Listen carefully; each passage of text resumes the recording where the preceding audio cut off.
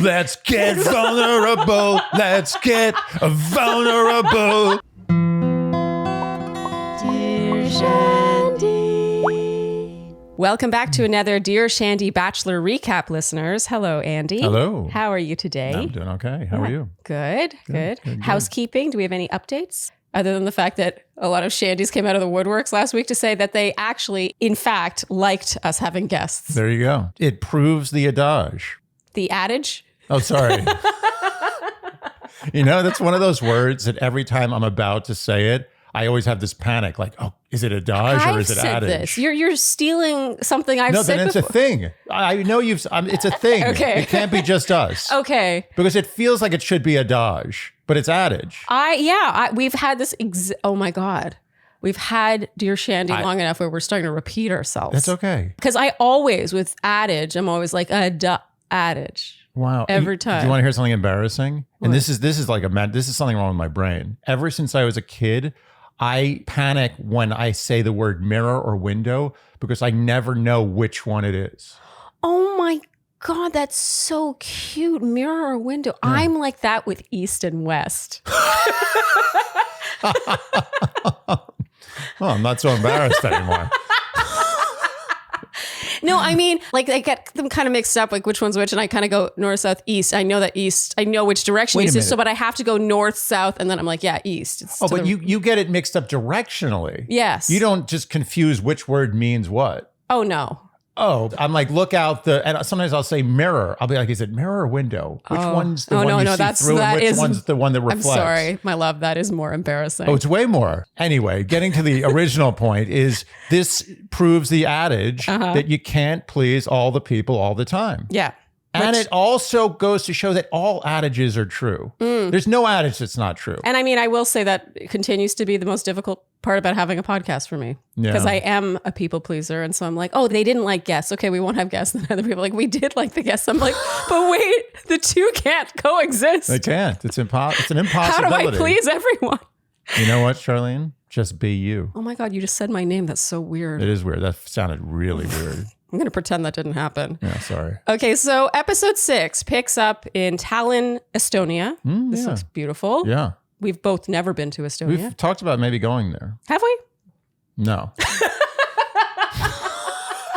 Andy, you were unimpressed with their B-roll shots of sparrows. Yeah, I mean, I like sparrows, but apparently Estonia does not have an expanse of wildlife to choose from. Yeah, it was sort of, usually you see some sort of cool animal and it was like, oh, sparrows. What do we got? Pigeons or sparrows? Let's go sparrows. That said, I can sometimes find a sparrow fascinating. I love sparrows. Yeah, they're very... I actually think they're underrated, even though they're everywhere. If they were not everywhere, if like people were walking around and the first sparrow people have ever seen just appeared, they'd be into it. Yeah, they'd be like, wow, that's such a cute bird. It's super cute. They're little fat little guys. Yeah. And they're very friendly and very tame. And they're really cute close up and they make nice little peeps. And I feel that way about squirrels too. If squirrels were less ubiquitous, people would be like, oh my God, that is super cute. No, even with their ubiquity, I think squirrels are the cutest things on earth. We actually may or may not have researched whether or not you can own a squirrel. Yeah. I mean, I figured out you can. I also figured out they're not the greatest pets. Why not? Apparently they're just really difficult. The ones you see on Instagram are like the most tame, amazing squirrels. Like that's the minority apparently. Jesse and Zach chat in a cafe. Jesse says Greer is feeling under the weather. I love how they don't just come out and say that she has COVID. Zach pretends to care. What a hall pass, by the way. Unbelievable. I mean, she really just skirted by last week and now she gets to stay on until episode 7. Yeah, why everyone in the future should just like when they feel like they're on the chopping block, you're like, oh, I've got a fever and achiness. At the hotel, the date card arrives and it's for charity, not surprising anyone. Andy, you said, I'm going to have to sit through this. Ugh. And look, this is not against charity. Oh, no, we love charity. Yeah, we just don't buy their connection. No, it's ridiculous. And not a lot happens in this episode to change our minds. No. She emerges looking lovely. Katie says she looks amazing in green and smells good. I love Katie. Katie's great. Confidence. Yeah. She doesn't feel any competition. She has confidence in her connection with Zach. Do you know what that's from? I have confidence in rain. Oh. I have confidence that spring will come again. Mary Poppins? Close. The Sound of Music? Yes. Ooh. I'm so impressed. Thank you. Zach comes and greets the ladies, and Kat asks to speak with him. So she basically steals him away just before he departs with Charity. The ladies are plussed by this. They are plussed. Yes. Not non-plussed. Yeah. Charity says that wasn't the most appropriate timing. And Kat in the hallway says to Zach she doesn't care if she comes off needy. She needed to have a moment with him. And Zach tells Kat she's just taking initiative. And he appreciates that. And then when he returns, Gabby in her ITM observes that Zach now has lip gloss on his lips that wasn't there a few minutes ago. And now after Zach and Charity leave, all hell breaks loose. Even Allie, who's normally pretty quiet, is like, that wasn't the greatest timing. Yeah. Brooklyn says it was Charity's moment. It wasn't the time. Kat, meanwhile, interesting call, is not remotely apologetic. I mean, it is all fair in love and war, right? But that doesn't necessarily mean you can't be ganged up on for being a jerk like that. Oh, I think this is so not worth it. Shows weakness. On top of everything else, it shows weakness. Does it show weakness? Yeah. Why? Because why does she need to do that? The other front runners didn't need to do that. Oh, I was thinking that for the, let's say, at most 5 minutes they had together in the hallway, like at most. Yeah.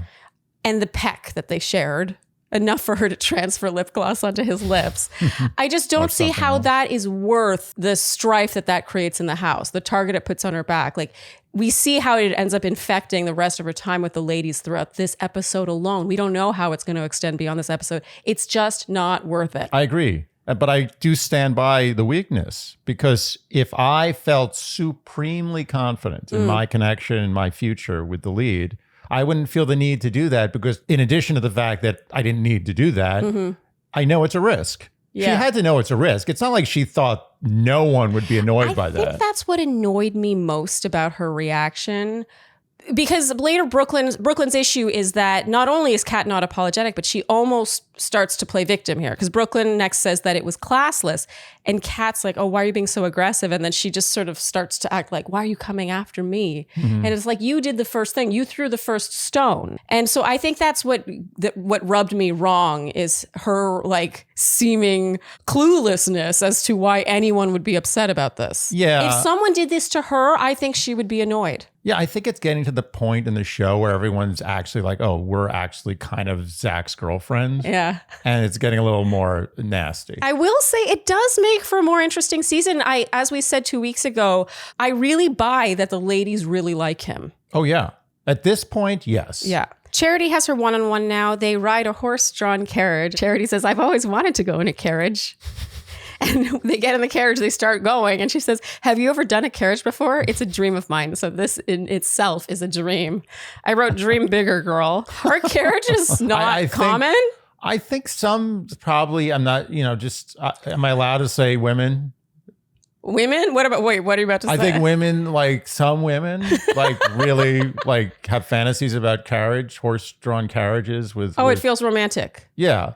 Okay. I know that men don't, because I've never met a man who's been like, I really want to be in a horse-drawn carriage. Okay, you have to add straight in front of all these. Yeah, I'm saying we know what I'm talking about. Yeah. But yes, to be respectful, I do think that men feel obliged at times and feel like they'll get a lot of brownie points for doing a horse-drawn carriage. Because it is, it reminds me a little bit of our Q&A when we were talking about proposals. Yeah. And you were like, oh, rose petals. Like, no one's ever thought of that before. Like, it's this sort of quote unquote romantic thing that you do.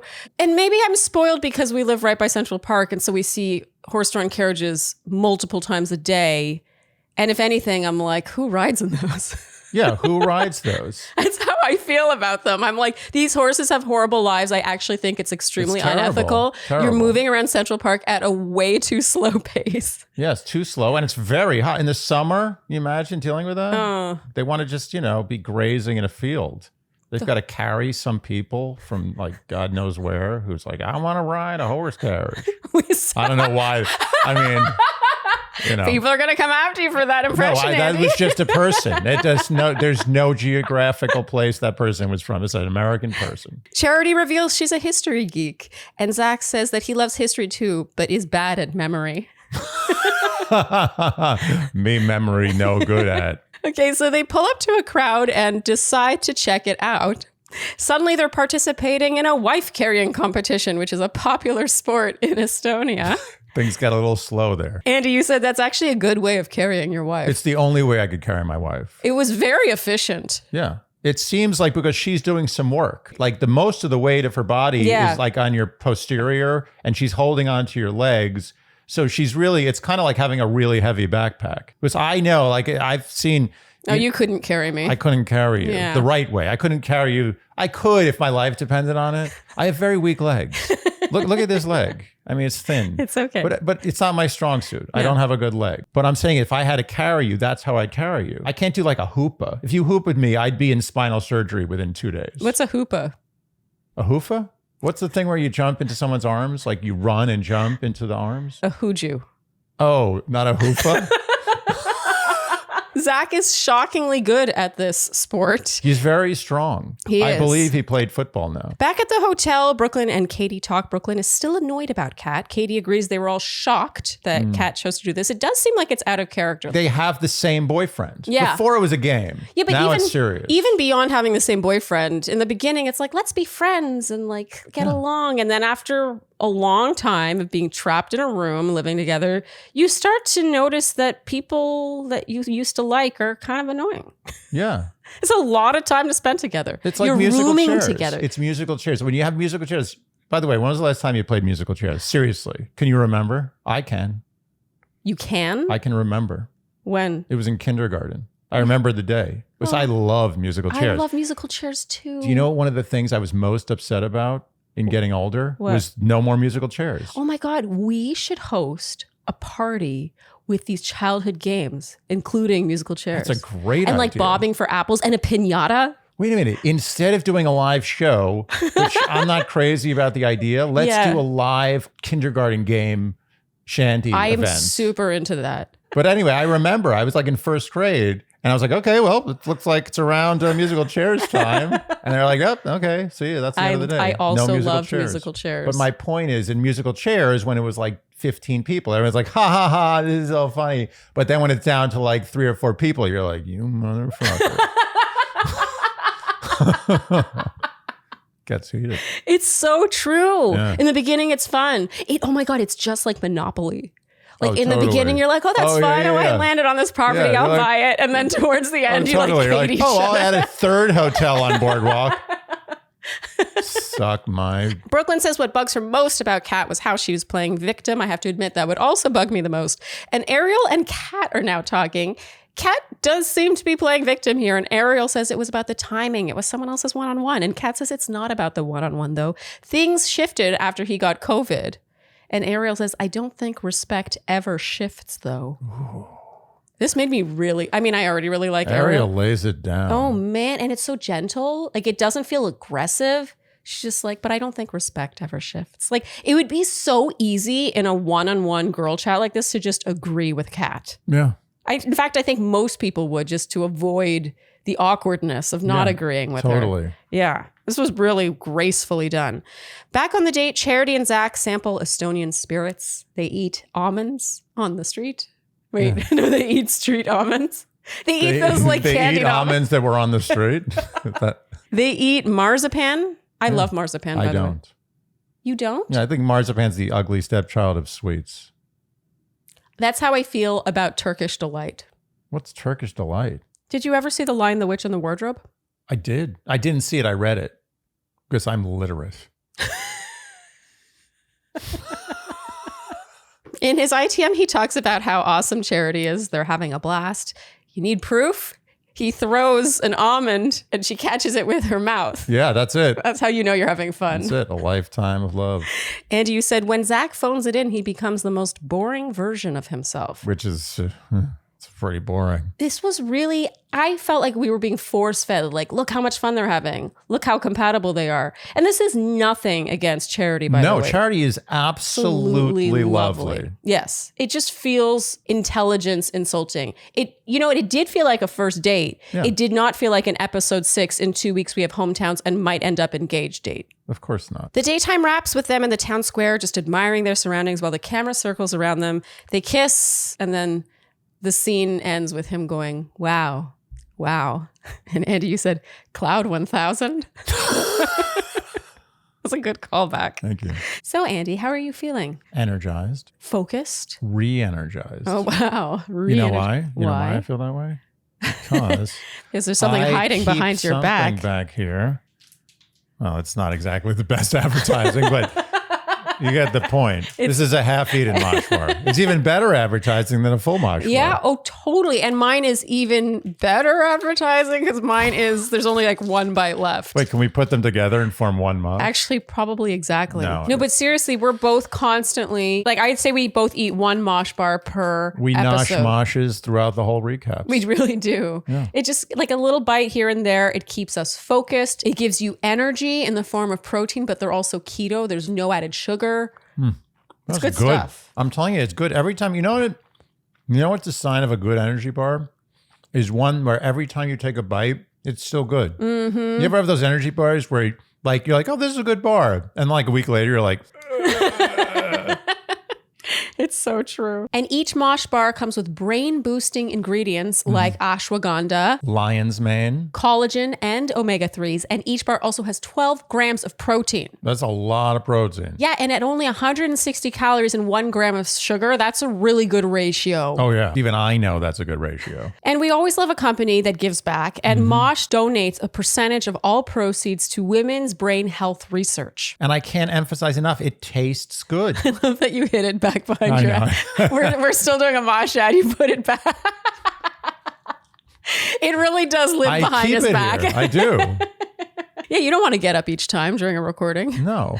I actually keep a lot of things behind my back. So don't settle for a mediocre snack when you can nourish your body and mind with the fuel it needs to succeed. So head to moshlife.com/Shandy to save 20% off plus free shipping on your first 6-count trial pack. That's 20% off plus free shipping on your first 6-count trial pack, which includes all 6 mouthwatering flavors. moshlife.com/Shandy. Apostrophe is the place to be for prescription skincare. Good jingle, Andy. That's not bad. I think that might be your first apostrophe jingle. It is. Apostrophe has saved me many, many dollars and many, many minutes of my life of going physically to the dermatologist because apostrophe connects you with real live dermatologists and ships those prescriptions to your door. What a time saver it is to have an online consultation. I don't want to have to travel. I don't want to have to go and find a doctor. Make an appointment. Yeah. Travel to that appointment. Wait in the waiting room. See the doctor. Yeah. Come home. Yeah. Get caught in traffic. Get caught in the rain and snow Yeah. and possibly sleet. And then have to go to the pharmacy to pick up that prescription. Oof. Ooh. It's a lot. Yeah, like in the day and age where we are working remotely, we can do a lot of things from home. Like WFH is a thing. I also think that DFH, dermatology from home, is a thing. Or it I should think be. we all knew what you were talking about. Yeah, without ever leaving your sofa, you can get that prescription skincare that you maybe thought you wanted to try, but what was stopping you was A, the paywall and the inconvenience. And with that online consultation, you take selfies of your skin, you type out what your concerns are. Maybe it's acne, maybe you're starting to get fine lines and wrinkles and you want to try that prescription tretinoin that everyone's been talking about, but you're like, oh, it's so much work. Yeah. And a board certified dermatologist reviews your information. That is their time.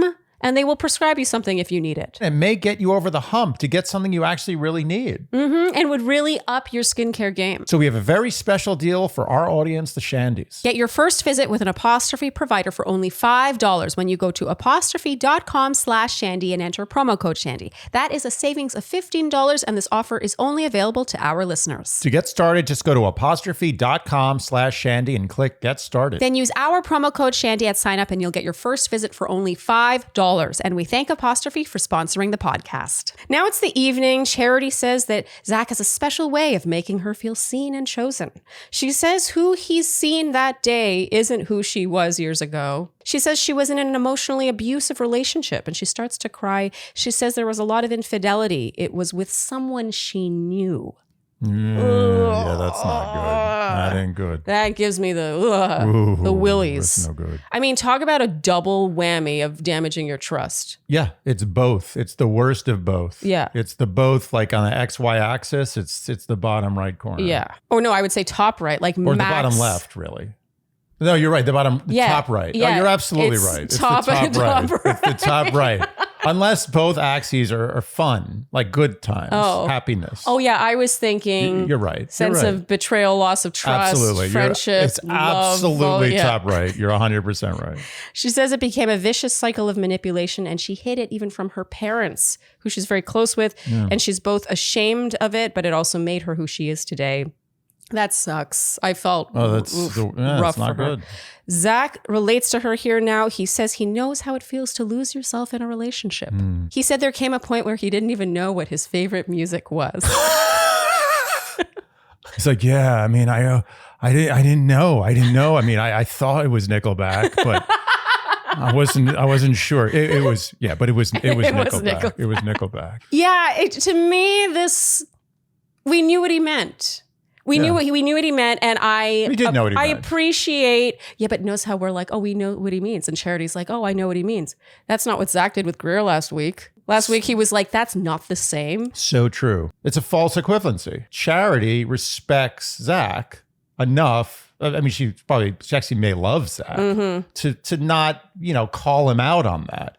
Whereas Zach actively, I think, dislikes I don't Greer. even think you need to love the person or think you love the person to just be like, I know what you mean. You're relating to me. You've also been through something that was challenging and difficult Right, at the time. You just respect them. You respect them. What you are doing by making this false equivalency, it's showing that you relate to me and understand me. And it's actually meant nicely. Right. I'm only holding him to this because he was so brutal to Greer last week. Oh, absolutely. Yeah. So I'm just pointing out all the little ways in which he does this with the women, and they're not like, actually, it's not the same. It is so on brand for Zach, though. I love that. Oh, what? That he just couldn't remember the music he liked. It's like, just go look at the top 40 chart. You'll find it, dude. You're okay.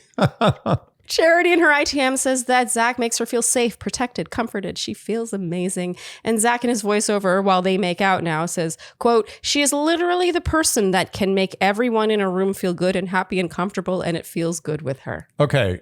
You loved this, Andy. Okay, first of all, if you're going to use literally incorrectly, at least be specific about it. That's all I ask. Yeah, but he wasn't using it incorrectly technically, because she could literally be the person that makes everyone in a room feel good and happy. What's the point of using the word literally in front of that? I agree. That point is correct. Then you could put literally in front of everything. Why can't you just start Moby Dick with literally? Just literally call me Ahab and then the whole rest of Moby Dick. Zach obviously presents Charity with the rose. She accepts, and they ride off in the carriage together. Yeah, another carriage ride. Yeah, she's psyched. 2 for 1. Yeah. In her ITM, she says she's 100% falling for Zach. Back at the hotel, the group date arrives. Brooklyn, Katie, Kat, Gabby, Allie, and Jess are going on this one. It says, true love feels like magic. Ariel says she's so happy and shocked, and meanwhile, Jess starts to cry. She asks, does being the last one say something? Gabby says she's not the last one. Greer also doesn't have a date. And she's in, and Jess is like... She has a date with COVID. The ladies try to comfort Jess, but she is inconsolable. She says she's never felt so close to going home. I feel for her. You don't blame her. She's like, what is this supposed to mean? No, it's not she's good. right. Yeah, when Gabby was like, it's not necessarily a bad thing. It's like, it's a bad thing. That was classic, like, we're going to comfort you with BS. Yeah, which was sweet. Yeah. I do like that about Gabby. I don't like a BS comforting. Oh, you don't? No, I like comforting to be real. Like if I have a problem and someone comforts me, I want to know that they're comforting me with truth. Oh, I have to admit now that you mention it, this is true. Yeah. Like when I comfort you with just a nicety, Oh, I don't like it. you're like, no. It makes it worse. Was not only do I feel bad about the thing, but now I feel bad that I'm being patronized. Oh, keep that in mind. Mm-hmm. The next day, Charity reports back about her date, and she says she tried to block out what happened just before. Kat says she doesn't want to address this before the group date, and Brooklyn pounces on this. She's like, oh, now you don't want to talk about something before a group date? And this ends on a tense note, which brings us right into the group date. Right away, we get Word Watch 1. Zach says, That's the first group date since I was sick. they're in the woods, and they meet an Estonian witch. She says she heals people, helps them find love, and Andy, you said, so she's a good witch. They walk in a circle around the fire. Zach burns sage to clean the women's energies. Yeah. Cleanse Clean them. Clean the women. Brooklyn says, I feel so cleansed. I thought this was funny. She's funny. Brooklyn in her ITM says there's not enough sage in the world to cleanse Kat. Katie, it's a little extreme. I'm torn on the Brooklyn thing because in some ways I really like what a straight shooter she is. But I think the one gripe I have with Brooklyn is I think she's sort of bought into this. She's like, oh, this is good. This is my hook. I'm going to be the one who goes after Kat. And I don't think, at this point, I think it's over. I think she made her point, and I think let it rest. Yeah, I agree. I think it should have ended at that first conversation. Yeah, totally. But she really doesn't let it go. Well, she feels like it's like her thing. She got a hit. Oh. It's like, hit me, baby, one more time. She's got it. Now she wants a career. Is that the name of the song? Yeah. Hit me, baby, is the name Hit Me, Baby, One More Time? It so is. It's Hit Me, Baby, One More Time is the name of that song? Yes. Okay. Oh, baby, baby. Gotta throw that in there. Oh, I missed your Britney impression, Andy. Britney's the best. She really is. Who doesn't like Britney? So now they take turns gazing at Zach through a flame. Katie says it was so special. She's never connected with someone on that level before. It did feel very momentous. It was so zoomed in on their eyes. You could see Katie's individual eyelashes. It was so close up and they're gazing at each other. And in her ITM, Katie was like, wow, that moment. And then the next shot is Gabby doing the exact same thing. I thought this was hilarious. Yeah, it was. It's like, how special can it be if everyone's taking turns doing it? It's very funny. I mean, the irony is not lost on Once anyone. again, one of the things that only the Bachelor will deliver. That's right. During Jess's moment, the flame goes out. Ooh. The witch says sorry. And you said this witch can't control a single candle. The witch says goodbye now. Yeah, that's enough witching for now, folks. Give me my $100. And we agree this was the most underwhelming group date activity possibly ever. It was so weak. It almost felt like it had to have been a plan B. Oh, I 100% agree. Like they had a thing and then they called like the Estonian like the business, the Chamber of Commerce. Is that what it's called? I was going to say Department of Travel of and Leisure and Travel. No, what is it called? Of sightseeing of travel and leisure? No, it's a word for it of like people coming over. Parks and Recreation? No. No, of when people come to tourism. Tourism. We're a little slow today. No.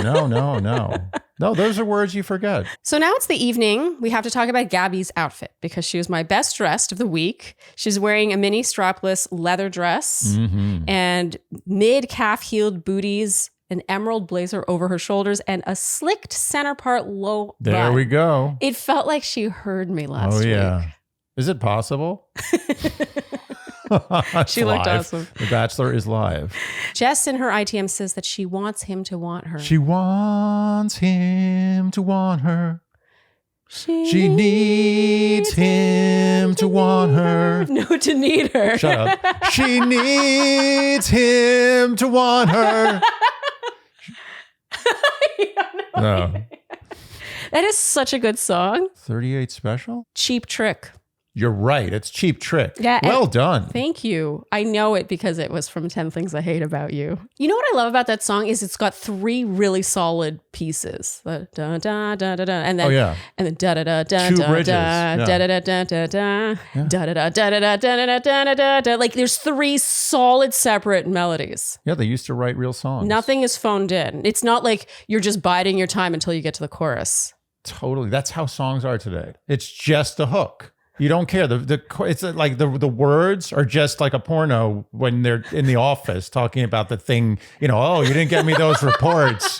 Yeah, you better get me those. They're late, so I'm going to have to punish you. You're going to have to make it up to me somehow. Yeah, just get on with it. We fast forward to this nonsense. I don't need the plot buildup. Thank you. To the group, Jess says she's doing better now. She can't always explain her emotions, and all the women empathize here.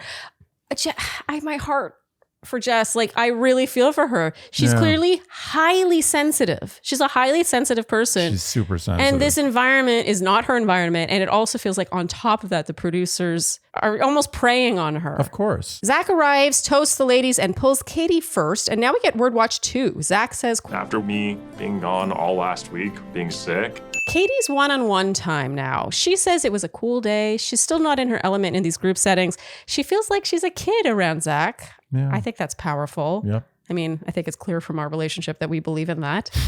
She says that he's so intentional. He's an amazing guy. Where has he been all her life?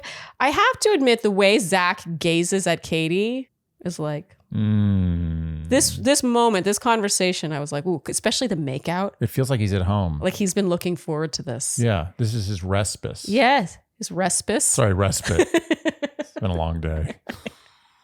Respite should be a word. It should. Yeah. It maybe is. Yeah, it probably is. I'm subscribed to one of those like word of the day emails, and I never know the word. I like to think that I know a lot of words, and occasionally, once a month, maybe I'll be like, oh yeah, I think I know what that word means. It's incredible. Like 70% of the English language, we don't know the words. Amazing. There's so many words. Mm-hmm. We're too busy saying amazing. That's true. Like, amazing, awesome. That's it. And literally. Yep. Their makeout is so hot.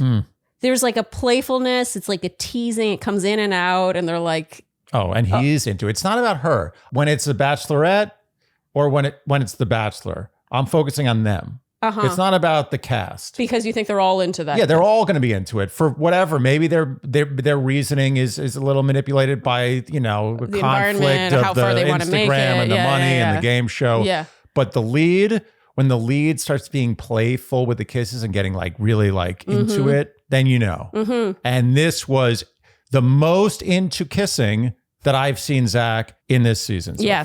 Completely agree. Almost uncomfortable. I almost felt like I needed to leave the room. Yeah, it felt so intimate. Yeah. Gabby's one-on-one time now. He says he doesn't want her to worry. He has butterflies with her. I wrote, she says stuff here, but we're mainly focused on how often she says like. Oh my God. I counted 12 likes in half a sentence. It's too much. And I haven't noticed it. That's the amazing thing. Well, because we saw, who was that actor we saw on, was it Colbert? Oh, it was Hank Azaria. Yeah, he was dissing The Bachelor, but he watches it. Yeah. That's the funny thing. He's like, I admit it, I watched The Bachelor, but he's also dissing. Yeah, but he dissed it so well. Yeah, it was artful dissing. He says yeah. he watches it to count how many likes can be said in a minute. Unfortunately, this was the first episode we saw since we saw that interview, and we were like, wow, there are a lot of likes. Maybe it planted a seed in our head, but I mean, it's become background. It's like white noise for me to hear I the stopped likes noticing. and the literallys. But with Gabby, I was like, holy cow. It's like every other word. Mm-hmm. It's almost like a musical score. It's like an offbeat. It's like, I like, then like, I like, but like, then we like, then like, but like, we like, you like. It's kind of nice, actually. When it's, when it's reliable, it's kind of nice. It reminds me of how when I can't sleep and I hear a noise, I can fall asleep if it's a steady, like a clock, I could sleep. Yeah. But if it's an irregular clock or a sound that's just not fully consistent in its rhythm, I can't. What if could I record an ASMR with just likes, like rhythmic likes? I like, want, like, you. Like, to, like, fall, like, sleep. Oh, that ruined it. Asleep, like. Like sleep. Oh, nice. So back with the group now, we see Jess very anxious about going into her conversation with Zach. She knows that this conversation could change everything. Mm-hmm. So they sit down on the same sofa he was on with Katie. Andy, you said, it's still moist. Gross. Jess says the witch date was out of her comfort zone. And you said that was the least out of the comfort zone witch I've ever seen. Zach asks how she's feeling. And Jess says it's been hard. She's been knocked down so many times. She doesn't have much confidence. It's hard to see all these women progress in their relationships. She was hoping for a one-on-one to be able to open up more. And he says, yeah. He says that yeah. He says that shouldn't be a factor. He's felt something with her since night one. They'll have the time to get to know each other. It's after the show. Yeah. Yeah, we'll be back in LA. It'll be great. We'll go get coffee. I found this a little patronizing. Like, it's episode 6. We'll have the time. Like, this was a mess. In 2 weeks, it's hometowns. Yeah. She says she's a slow burn. And he's like, that's okay. Yeah, how is that okay? It's not okay when you don't give her a date. Yeah. What bothered me about this was how he made her feel like she was wrong for focusing on the fact that she wasn't getting a date. Yeah, it's like someone stepping on your foot. Like you're having a conversation with someone and they've got their foot, like their heel on your toe. Yeah. And you're like, your foot, your boot is on my foot. And they're like, it's okay. It's okay. She says the clock is ticking. What can she do that's organic and natural and not forced in the time that she does have? He hasn't seen all there is to her yet. She thought she'd get vulnerable and open up on that one-on-one. I love that. Let's get vulnerable. Let's get vulnerable. I want to get vulnerable. It's pretty good. I love how you really committed to that extra beat. You like? Oh. I thought it was going to be let's get vulnerable, and you were like vulnerable. Good. She thought that, with a one-on-one, she'd be able to get vulnerable. And now he downplays the one-on-one thing. He says it's not some rule where you get vulnerable on a one-on-one. Oh, actually, it is a rule in The Bachelor. I found this such an irksome response. Yeah, he is being a jerk here. She asks if women were vulnerable with him before or after a one-on-one. And she says it's a whole day together. Yeah. And he's like, so it's about a one-on-one? Like sort of... It is about a one-on-one. Yeah, but he's like accusing her of focusing on the idea of a one-on-one instead of what happens on a one-on-one. Exactly. You know what I mean? It's like, oh, you want a one-on-one because you feel further ahead. Like he's accusing her of looking at this like a competition, not what that allows her to do. It was him not sometimes being a gentleman, and this is a heavy in quotations, gets in the way of being a good person. It's like sort of the road to hell is paved with good. Sorry, whatever. You know what I mean. The point is that he's trying to smooth this over, where he should be honest right now. But sometimes he is honest. But in this situation, you should just be like, listen, I don't feel it. There's something missing here, and yes, you're right. I did pick you last for the one-on-one, and I'm paraphrasing. This isn't the way he should say it, but I did pick you last for the one-on-one, and you should be upset about that. Instead, he's like, one-on-one? What's this? Who needs a one-on-one? Man, I don't need a one-on-one. Yeah, and making her feel crazy for reading into how that feels. Wait, for reading into how that means he feels about her. Yes. Did that come out right? No, but we all know what you meant. Yeah, like it represents something, as she says in the car later. And now this was not Zach's finest moment. Wasn't. I was really not into this. No. He says now that he feels a disconnect. He feels nervous now. Now he does. Yes. So he puts it on her. He's like, oh, now I feel disconnect. I feel nervous. He's not feeling that confident. And as hard as it is, it pains him to say, and he doesn't look very sad about it, by the way. He's got that look in his eyes that he gets when he's like over someone. And what strikes me about this is it's like he was using the script, the Bachelor script. It's like, oh, we'll get time. Oh yeah, it's not a big deal. Oh, it's just who cares about the one-on-one? Like, let's focus on each other now. It's almost like all the scripts, in like, a telemarketer calls you or whatever, and you ask a question and it forces them to go off script. And it's like, oh, well, sorry that you felt that way. And then kind of like transfer to a different column and speak to you about something else. And it's frustrating. Love that. Who doesn't love that? Yeah, it was like, cannot compute. The answers that I've been given can't really apply to her argument. And so suddenly it's like, okay, well, therefore abort. I feel a disconnect. This is over. He wasn't responding to her issue. And it was easy. He could have been like, you know what, you're right. I'm glad you brought that up. And I'm sorry, but like there is a reason why you haven't gotten a one-on-one yet. And I just don't feel it with you. And I'm sorry. Like I think you're great. And it was actually an easy out. Yes. She gave it to him. Instead, he made believe, like, is there even another chance for a one-on-one yet? Or is it over? Is it just go? Technically, yeah, you can have a one-on-one in week 7, but honestly, week 7 is usually when people are getting their second one-on-one. Yeah, I think the one-on-one window is closed. I think that she's right to say that it's the end of the line. It's so interesting how one word can really make, or the tone of what he's saying sounds so bad. He said, now. I feel a disconnect now. Right. Now, suddenly. After you said that, after you actually... Not to overuse, but she was vulnerable. After you were vulnerable, now I'm going to punish you for it and send you home. Whereas I could have just been honest. Yeah. The funny thing is, Zach's been so brutally honest in so many situations. Why couldn't he do it now? Was he had a little feeling for Jess? Was it was a little harder than easy? Yeah. Why didn't he do it? He should have said to her what he said to Bailey. I just don't feel it. Yeah, I don't feel it. How easy was it with Bailey? Well, you know why? It's because I don't think Zach can take responsibility. I don't think he can be the bad guy. Yeah. He broke down. The machine broke down. Yeah, he was like, cannot compute. It's like when you're trying to cancel the credit card and they run out of like the scripts to try and convince you to stay. So suddenly it's like, okay, bye. It didn't work. You know what I like to get to? My goal with those situations is to get silence, where I break it so bad that they're just like, I just hear breathing on the other end. They're like, So Jess cries. She says she told him from the start she wasn't going to fight for someone who doesn't fight for her. She's not going to beg for him. I love that she says this. They rise and walk out together. Nice. And Andy, you said it's like he was bullshitting her. And then it's like, oh, you want me to not bullshit you? Okay, then go home. That's how this felt. Mm-hmm. Zach in his ITM says, this is literally the last thing I could have expected with Jess. You called bullshit. Yeah. At some point, he lost interest, and he can't admit that. Yeah. And as Zach puts her in the car, he says he wishes it were different.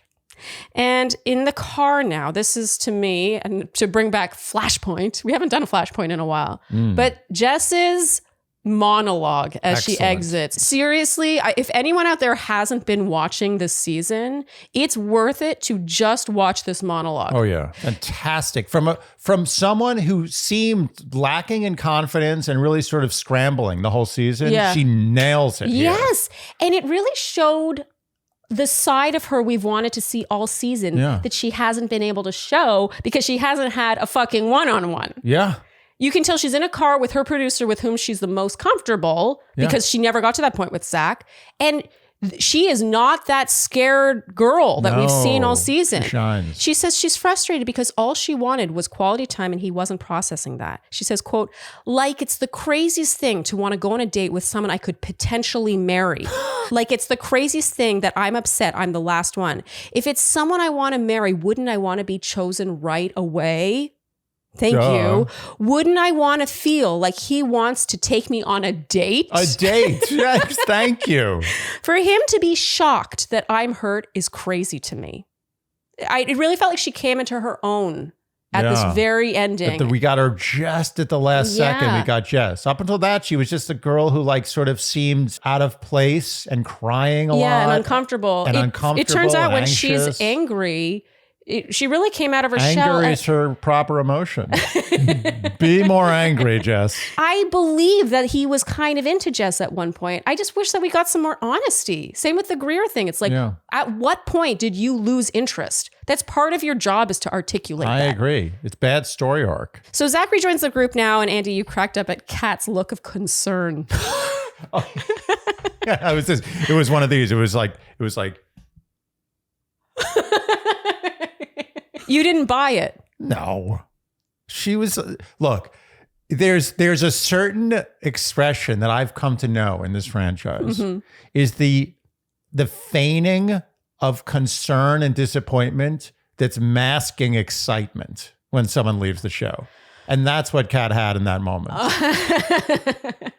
So I want to agree with you, but I actually think that Kat didn't get one-on-one time this evening because of this. So it's possible her concern was partly for herself. Oh, so it's kind of the other side of a coin. Yeah, but yes, okay. Isn't it fascinating how one episode can twist things on their head and make Kat suddenly look like not the bad guy, but she's not the bad guy, but there was something, she started to go in a different direction. The arc changed. Yeah, the arc changed very suddenly. It took a hard left. He says he and Jess were talking. There was a huge disconnect, blah, blah, blah. They hit a frustrating breaking point where he couldn't take responsibility. No, he didn't say that.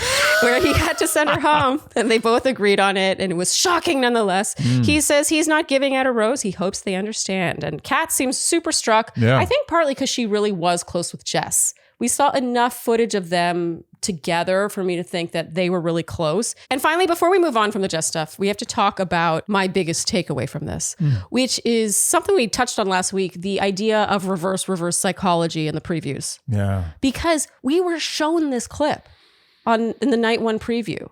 Not the night one preview, the preview after night one, the season preview after night one. Right. We saw Jess say, like, I want to know why I haven't gotten a one-on-one yet. And she's crying. And I saw that and was like, oh, that's going to happen like week 4 or week 3. And she's going to get her one-on-one in week 5 and go, because we're so used to everything in the previews being a lie. Yeah, they've turned it on us. Yes, I fell for it. Yeah. The reverse psychology thing is official. It happens. Yeah. Now we got to watch out for that. Now the next thing is going to be reverse. Well, Andy, you know I'm a little obsessive about products that I use, what I put on my face, what I put in my hair. Yeah. And I do believe that nothing is one size fits all. What works on my face might not work on someone else's face. What works in my hair might not work in someone else's hair. And that's why I'm such a big fan of Prose, because it really is custom hair care. This is the future of hair care. It really is. I mean, their online questionnaire is so specific. It comes down to what your zip code is, how hard or soft the water is where you live, what the climate is like where you live. And people may say, oh, what's the big deal? How hard or soft your water is. Let me tell you something. We travel a lot and the water hardness and softness makes a huge difference. This is actually a huge talking point in this household. Yeah. And when we're on the road, especially, because I will notice like how long my nails can grow. I get rashes. Yeah. I've bought on the road, you can vouch for this, I've bought shower filters. This has actually happened. And so I think for anyone to be like, oh, what's the big deal? You're really not paying attention to how your own water in your city is affecting your hair and different hair types. How greasy does your hair get? How fast? How coarse? How thin? Is volume an issue for you? Is tangling an issue for you? Like you and I have very different hair. And let me tell you, it is like when we get a delivery from Prose, our products are completely different. Totally different. I mean, except for the fact that they both deal with dandruff. We both have dandruff. Too much information. And I love that Prose is an industry leader in clean and responsible beauty. All of their ingredients are ethically sourced, sustainably gathered, and cruelty-free. And they're so confident in their products. Confidence says a lot. Yes, it that does. if you're not 100% happy with their products, they will take them back. So Prose is the key to achieving all your hair goals this year. Take your free in-depth hair consultation and get 15% off your first order today. Go to prose.com/Shandy. That's prose.com/Shandy for your free in-depth hair consultation and 15% off. So now it's the next day. Zach walks through the woods and he's upset about Jess until he says, but today is a new day. Ariel arrives. Today we're in the Estonian countryside, he says. And she says, I thought we were in New Jersey. Nice. See? Always funny. She is funny. They sit down. Zach says, nothing like ice cold charcuterie. You know what? This really resonated with me. There's nothing worse than ice cold charcuterie. Charcuterie is needed. I don't eat charcuterie anymore. I want to make that clear. But there was a time in my life where I tore into a heavy charcuterie. And I demanded a room temperature. I was about to say room temperature. It's got to be room temperature. And when it's ice cold, it feels cheap. It feels like someone cut corners. Yeah. I feel like you're not being treated properly. That's how I feel about cheese. I like a room temperature cheese, unless it's melted. 100%. All of that stuff needs to be room temperature. Yeah. But he was right.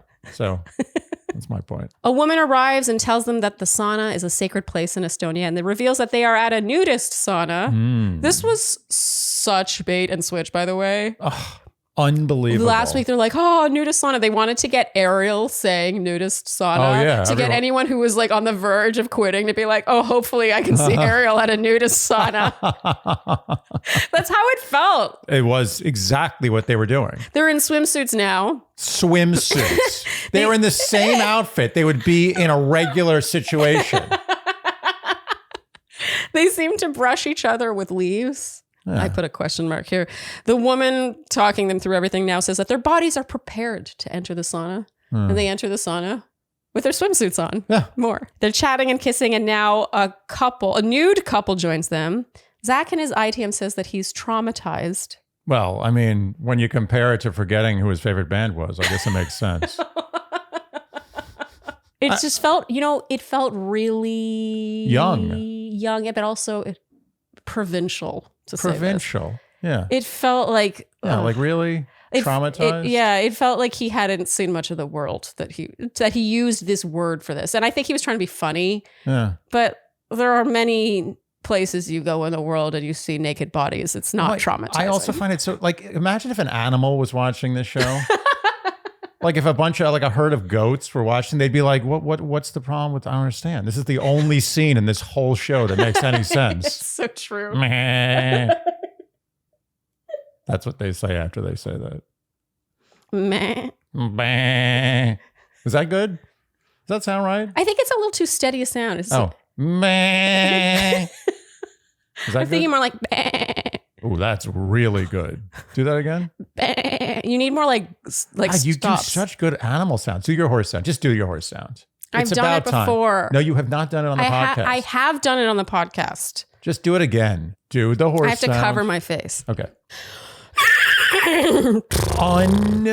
Unbelievable. That's literally exactly a horse. I never thought that I would reach a point where I did that more than once on the podcast. That's a sign of a successful podcast. Is it? Yeah, you've done the horse sound twice now. We're on our way. Ariel in her ITM says that she had a theory that the older you are, the more likely you are to be naked. And I actually think this is true. She's absolutely right. Because I think as you get older, you don't become give more... an F. You don't give a friggin'. You don't give a frig. A frig, one frig, yes. A lone frig. Andy, you argued that this was rude. You don't go into a nudist environment and wear clothes. Yeah, absolutely. I don't know if that's true. It's 100% true. Think about it. Think about this. You've gotten over the hump of like going and taking off all your clothes in front of other people. And you go into this sauna, you're like, okay, we're doing this. This is happening. I want to feel comfortable. And then some people come in with bathing suits on. How do you feel? Yeah, you're just like, oh, that person is more shy than me. That's you sitting on the couch podcasting, thinking about it. When you're in that sauna and you see the people in swimsuits, you're like, you're sitting now, you feel naked. No, but the kind of person that goes naked into that setting isn't keeping score like that. They're just comfortable. I'm not talking about someone who's keeping score. I'm talking about someone.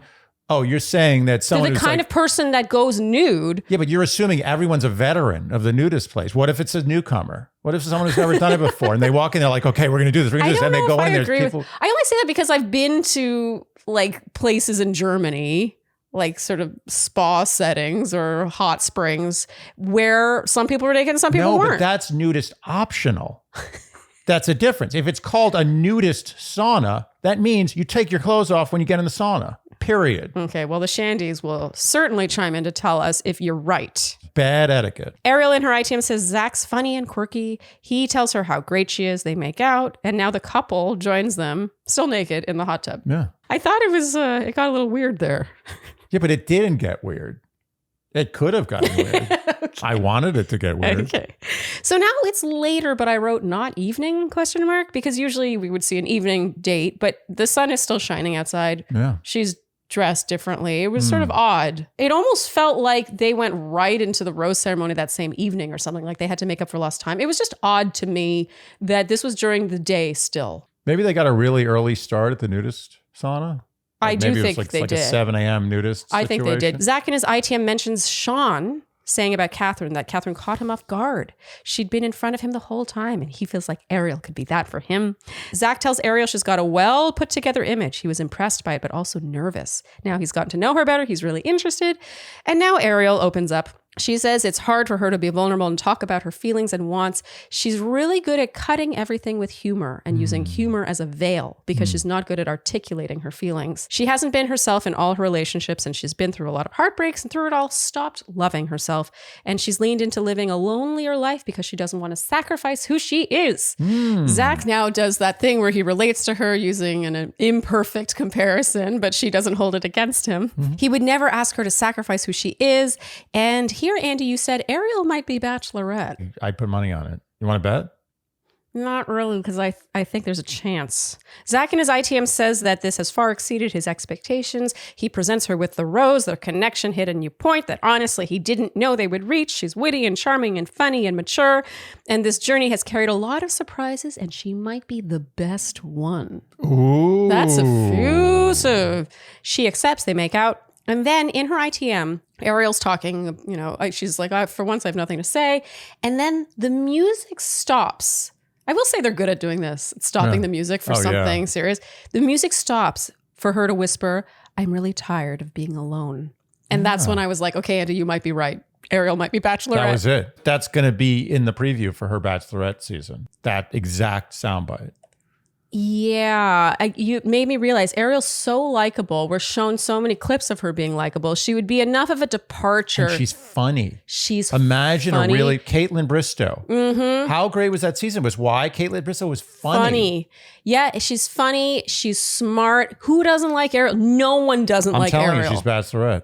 No one. Even, look, we had Emma and Claire on, and Claire was like, one of us. It's like Ariel is the every woman. Yeah. She's the girl that you're kind of like, what's she doing there? Yep. It made me real. You were right. You called it before I did. Good job.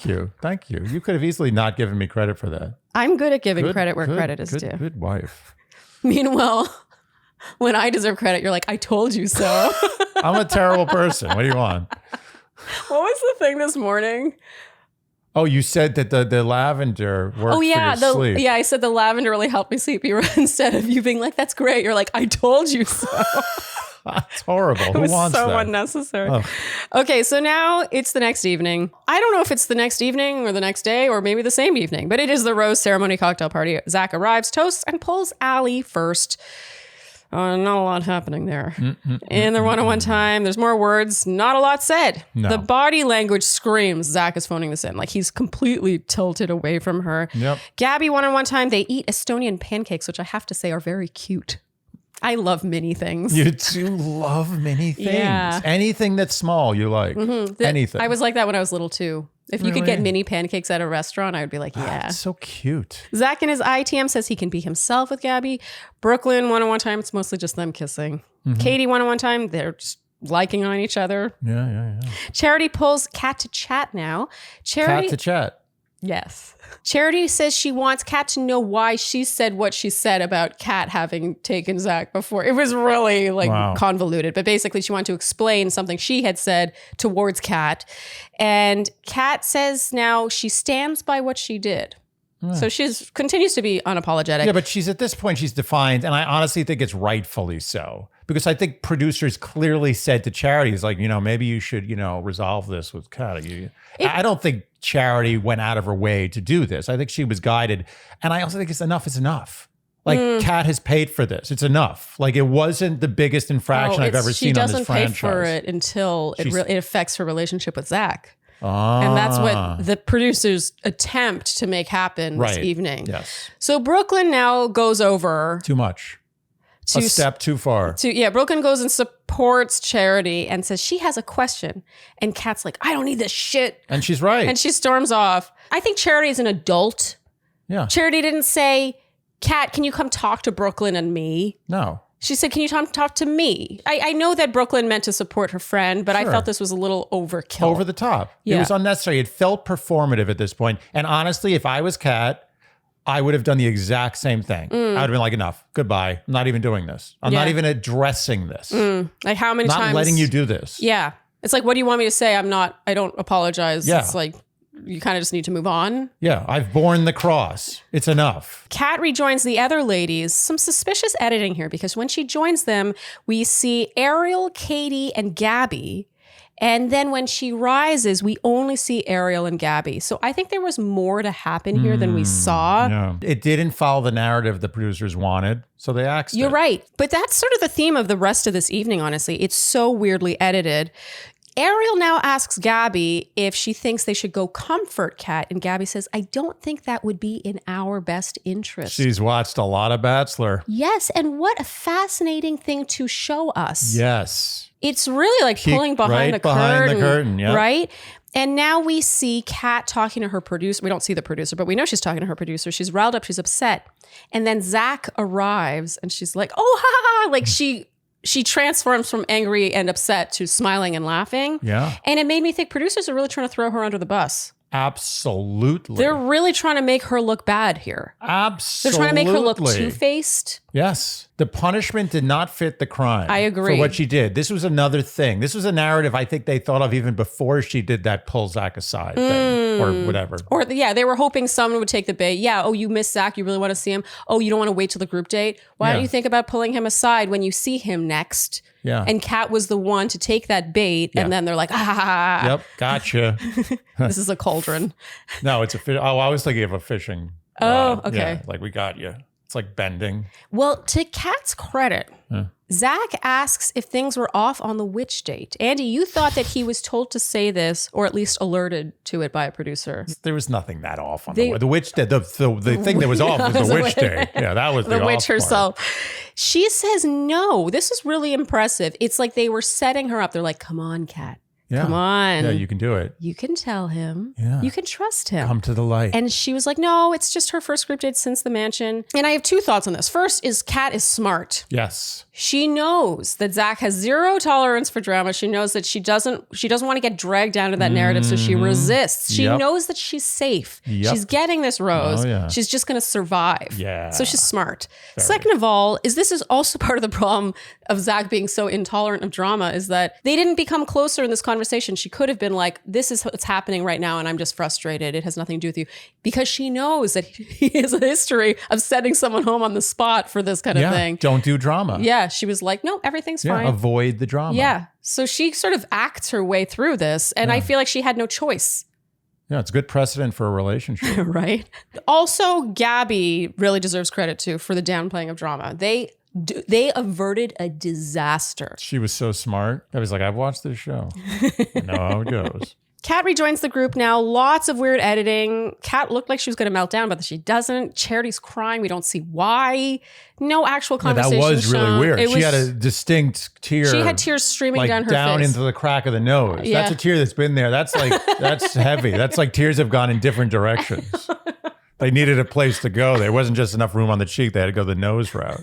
It's a heavy tear. Okay, so now it's the rose ceremony. Greer is still not there. So she just gets a pass. It's unbelievable. Amazing. Just fake sickness. That's the key to winning The Bachelor. Brooklyn in her ITM says, I'm very confident in Zach and I's connection.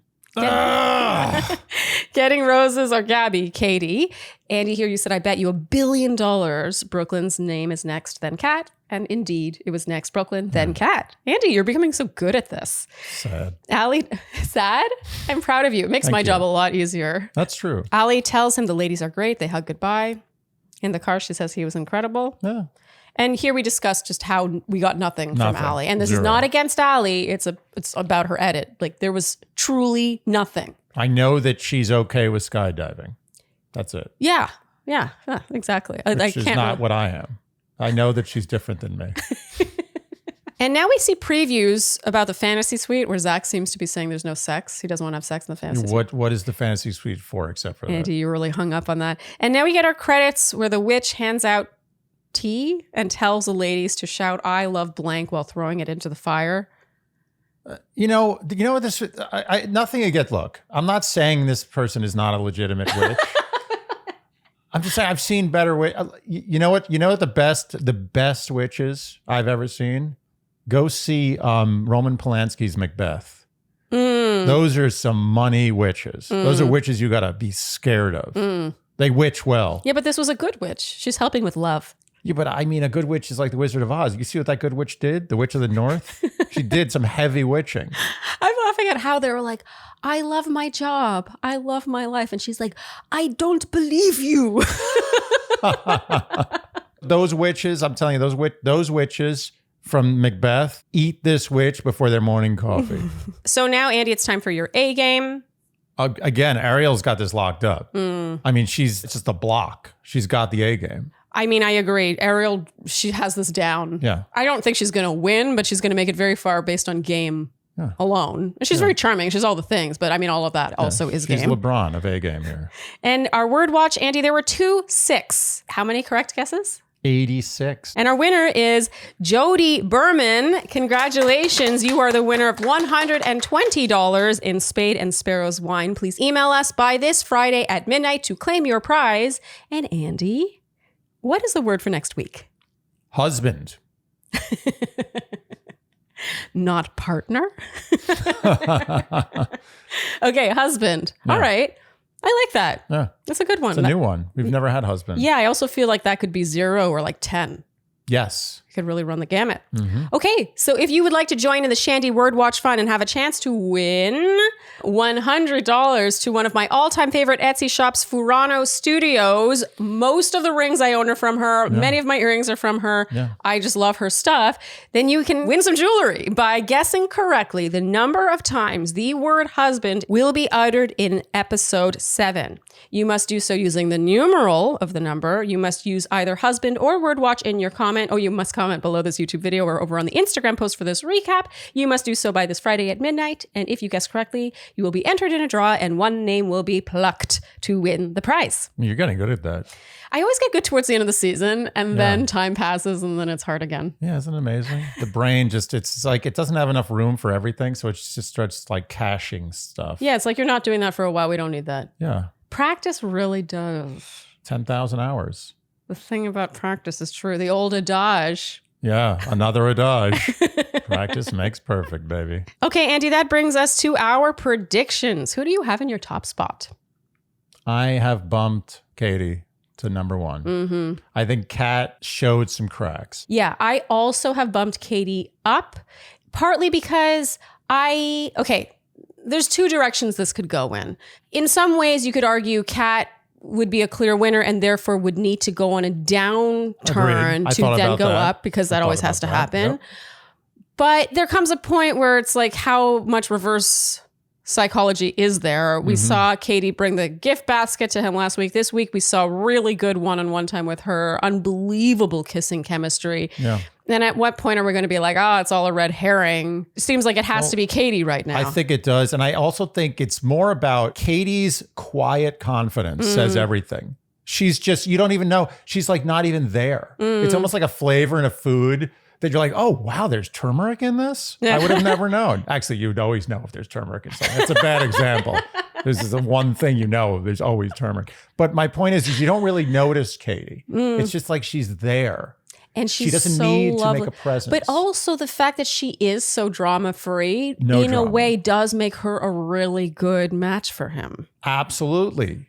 Like he doesn't want one drop, one tiny molecule of drama. Her one-on-one date was before Kat's one-on-one date. Yep. In fact, like 2 weeks before. Yeah. And she was able to not pull Zach out into the hallway to talk to him before Charity's date. She was able to just keep it together. You're right. Kat's lack of confidence makes me less confident. Absolutely. Isn't that amazing? Yes. It shows you the power of confidence when people are like just fake confidence. Yeah. It's powerful. Confidence is so powerful. And Katie's got it in spades. She does. The quiet, I gotta say, the Canadian, she's a strong Canadian showing. Oh, the Canadian. I mean, the Canadian makes such a good human being. Okay, so we both have Kat in our second spots. Yeah. And so in our third spots, once again, we feel the same way. Actually, all of our predictions are the same. Oh, really? We have Gabby in third. Yeah. Because I do feel like he almost seems to confide in Gabby. He feels really comfortable. Yeah. He said that he can be himself with her. They kind of get a little weird together, which I think is really powerful. They've got all the things. Yeah. I think that his awe of Kat will wane a bit if they don't start to get weird together. I agree. And then in fourth spot, we both have Ariel. Yeah. Okay. And it's a tight one for me. Gabby and Ariel tight. Yeah, it's almost interchangeable. I feel like Ariel could make third and Gabby, it's hard to know. Yeah. All right, Andy, that is a wrap for episode 6. Yes. Are you a witch now? Oh, I'm a conductor. Oh. I always wanted to be a conductor. It looks so fun. Oh my God, that makes you They're like not my really dad. doing that It's much so weird either. when you say things that my dad might say. I'm like, that's weird. Oh. What did your dad say the other day? He was getting a lot of green lights these days. Yeah, that's a very dad thing to say. And yes, my dad has said that. That's so funny. Once in a while, you'll really say a dad thing, though. Oh, yeah. You know what? It's getting to the point where I've embraced it. Like I am about to say something. I'm like, wow, that's going to be really dad if you say that. And I'm like, no, do it. There's like a little voice in my head like, no, do it. Do it. And I do it. I'm like, oh, God. That reminds me of those insurance commercials where it's like, don't become your parents.